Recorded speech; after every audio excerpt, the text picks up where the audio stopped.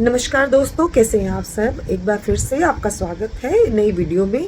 आज का जो बहुत ही इम्पोर्टेंट जो कंसर्न है वो है महिलाओं को लेके। आपके यहाँ पे स्क्रीन पे मैंने एक फ़ोटो लगाई है। ये है Gulalai Karimi. Yes, I hope I am pronouncing the name correctly. इनके ऊपर ना अफगानिस्तान में बहुत बहस छिड़ी हुई है। किस बात को लेके भाई? इस बात को लेके कि इनके कपड़े अप्रोप्रिएट नहीं है according to the religious sentiments of Taliban. Islamic culture के इनके मैच नहीं करते। कमाल की बात यह है कि ये कौन बोल रहा है? एक ऐसा देश जिसमें 6 महीने, 2 साल, 3 साल, 6 साल, 9 साल की बच्चियां बेची जाती हैं, उन्हें सेक्स स्लेव बनाया जाता है। उनको 65-60 साल के बुढ़े, 70 साल के, 80 साल के बुढ़े, 35 वर्ष के अधेड़ उम्र के इंसान इन 3 महीने से लेके 9 साल तक की बच्चों के साथ शादी करते हैं, निकाह करते हैं, इनको अपने लिए यूज करते हैं, इनका बचपन छीनते हैं और जब यूज हो जाती हैं इनको सेक्सुअली एक्सप्लॉइट करते हैं। उसके बाद इनको कहीं या तो बेच देते हैं या इनको बच्चा पैदा करने की मशीन बनाते हैं या फिर इनको मार दिया जाता है। ऐसे लोग कंप्लेन कर रहे हैं कि ये महिला की ड्रेसअप ठीक नहीं है, इसको सजा मिलनी चाहिए क्योंकि वहां पे महिलाओं के लिए सजा है। कोड़े मारो उनको, छोटी छोटी किसी भी बात के लिए। तुम्हारा हाथ दिख गया, तुम्हारा पैर दिख गया, तुम्हारा मुंह दिख गया, कोड़े मारो या फिर जान से मार दो, पत्थर मार मार के खत्म कर दो उसकी जिंदगी को। ये है तालिबानी रूल, ये है Islamic rule which Afghanistan is actually terribly facing. क्योंकि क्लास 6 के बाद वहां पर बच्चियों का स्कूल में एजुकेशन तक मना है, या कहीं वो शायद 6th क्लास में भी नहीं जा पाती हैं। कैसे जाएंगी? 6 साल से उम्र तक तो वो बेच दी जाती हैं, फिर वो घर गृहस्थी में झोंक दी जाएंगी और शारीरिक जो नीड होती है आदमी की वहां पर, उसको पूरा करने के लिए उसको एज अ स्लेव रख दिया जाएगा, या फिर जब वो उसका मन भर जाएगा तो इन बच्चों को मार दिया जाता है। एट प्रेजेंट बहुत सारे ऐसे केसेस रिपोर्ट किए गए और इंटरनेशनली वो नोटिस भी किए गए। अफगानिस्तान में आज के टाइम पर वहां पर बहुत ही बड़ा सूखा पड़ा हुआ है, बहुत ही ज्यादा क्राइसिस है। और इस क्राइसिस से बचने के लिए वहां पे पुरुष प्रधान समाज क्या करता है? अपनी बच्चियों को पशुओं के साथ एक्सचेंज करता है, ट्रेड करता है, यानी पशु पाने के लिए अपनी पैदा की हुई बच्ची को वो जानवरों की तरह ट्रीट करके बेच देता है। ये है महिलाओं के लिए किया गया वहां पर बर्ताव।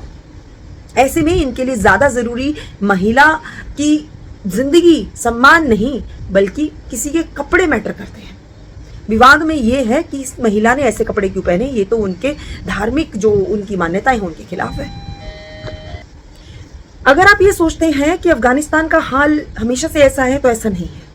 थोड़ा सा इतिहास में जाएंगे तो अफगानिस्तान आज से 40-50 साल पीछे जाएंगे तो अफगानिस्तान की आप अगर कंडीशन देखेंगे सोशल और इकोनॉमिकल दोनों, तो वो भारत और चाइना से भी कहीं बेटर थी। आप सोचिए, चाइना से भी बेटर थी। $250 $250 के अराउंड में पर कैपिटा इनकम थी। भारत वहीं पे गरीबी से जूझ रहा था उस समय पे, नए बने थे। लेकिन आप सोचिए, ऐसा समाज जो महिलाओं के लिए एक गोल्डन एरा था उस समय पे, इतना ब्यूटीफुल कंट्री और इतने ब्यूटीफुल लोग, बहुत ही बढ़िया। लेकिन किस तरीके से एक तालिबानी सोच ने उस देश को सबसे गरीब देशों की कैटेगरी में, सबसे बैकवर्ड देशों की कैटेगरी में ला दिया। यही अंतर होता है जब आप शिक्षा से ऊपर आप रिलीजियस सेंटिमेंट्स को ही रखते हैं। शिक्षा समाज को अच्छा बनाती है, वहीं पर सिर्फ और सिर्फ अपनी धार्मिक आस्था या फिर कट्टरवाद कहेंगे इसे, तो महिलाओं की ही दुर्गति होती है। पुरुष प्रधान समाज अगर अपनी कट्टरता को नहीं छोड़ता है और महिलाओं को सम्मान नहीं देता तो अफगानिस्तान जैसे हालात देखने लायक है। और अफगानिस्तान से सीखने लायक है ये चीज कि ऐसा नहीं होना चाहिए। महिलाओं की जिंदगी की जो है कीमत, क्या उनको गाय, भैंस या किसी बकरी, ऊंट इनके बदले बेच देने की है? क्या कपड़ों के ऊपर ही कैरेक्टर जज किया जाएगा?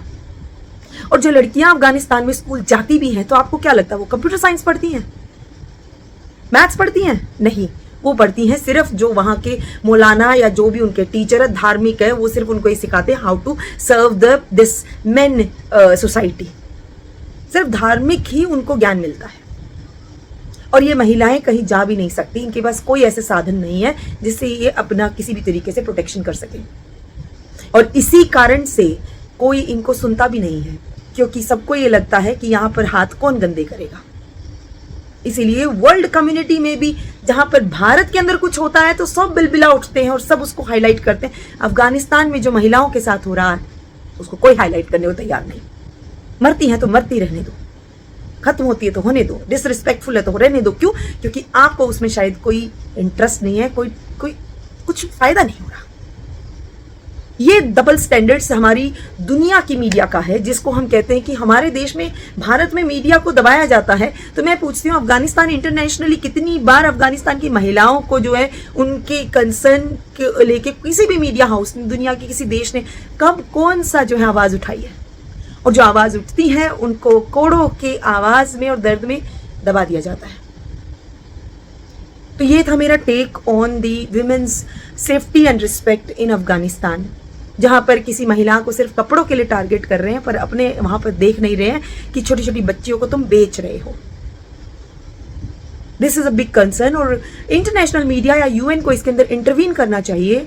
ये देखना चाहिए कि यहां पर human rights of female specially is not actually functioning, is not even live, it's not living.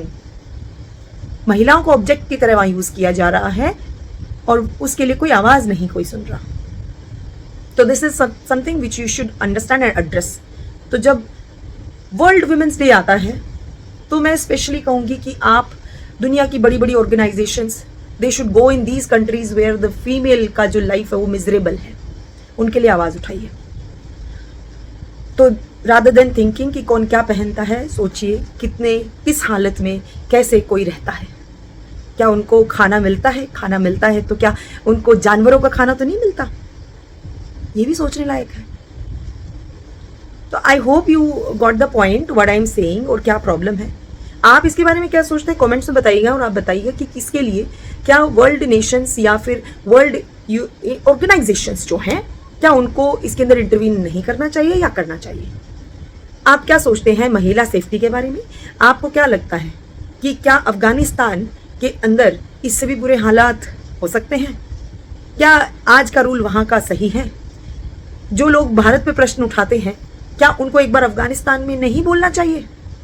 All eyes on Afghanistan women life, क्या ये ट्रेंड नहीं करना चाहिए? आपके जो भी विचार है कमेंट्स में बताइएगा। और अगर आपको लगता है कोई और भी टॉपिक है जो एड्रेस करना चाहिए, वो जरूर बताइए। मिलती हूँ आपसे अगले वीडियो में, तब तक के लिए नमस्कार। और हाँ, चैनल सब्सक्राइब कर लीजिए ताकि आपको इन्फॉर्मेटिव वीडियो सही समय पे लगातार मिलते रहे।